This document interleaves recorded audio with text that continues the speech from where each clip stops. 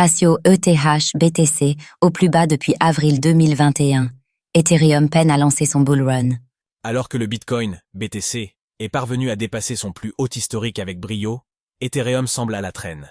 Ainsi, le ratio ETH-BTC ne cesse de baisser. Jusqu'où cela ira-t-il ?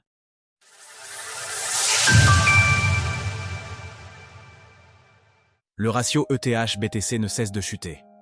Durant ce bull run, Bitcoin, BTC mène la danse, ça leur a bien dit, alors qu'Ethereum, ETH, peine encore à convaincre.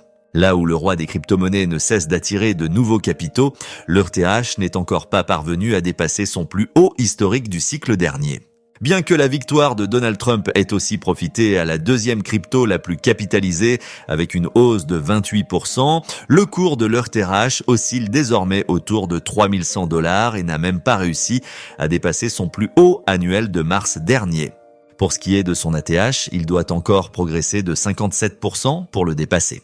Ainsi, ce retard s'illustre sur le ratio ETH-BTC, qui n'a jamais été aussi bas depuis le mois d'avril 2021, avec moins de 0,034 BTC pour un ETH.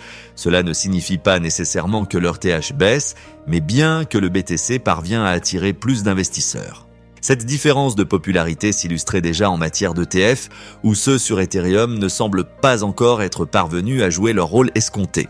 Ainsi, là où ceux sur Bitcoin recensent près de 83 milliards de dollars d'actifs sous gestion, les fonds Ethereum représentent moins de 9,3 milliards de dollars. Un réseau en perte de vitesse ?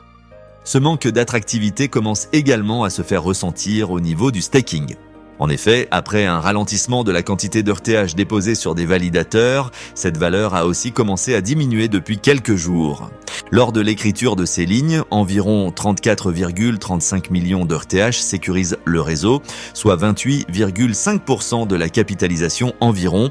Depuis une semaine, ce sont ainsi plus de 6700 validateurs qui ont été débranchés, soit un peu plus de 0,62% des effectifs actuels.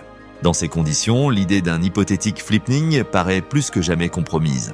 Néanmoins, rappelons aussi que Bitcoin et Ethereum sont deux systèmes avec des vocations différentes et des différences fondamentales. Dès lors, la pertinence des comparaisons peut s'en trouver limitée. Si les pessimistes peuvent voir la situation actuelle d'Ethereum comme un signal négatif à long terme, les optimistes pourront aussi y voir une opportunité d'achat, tant le réseau a réussi des améliorations techniques majeures depuis le dernier cycle.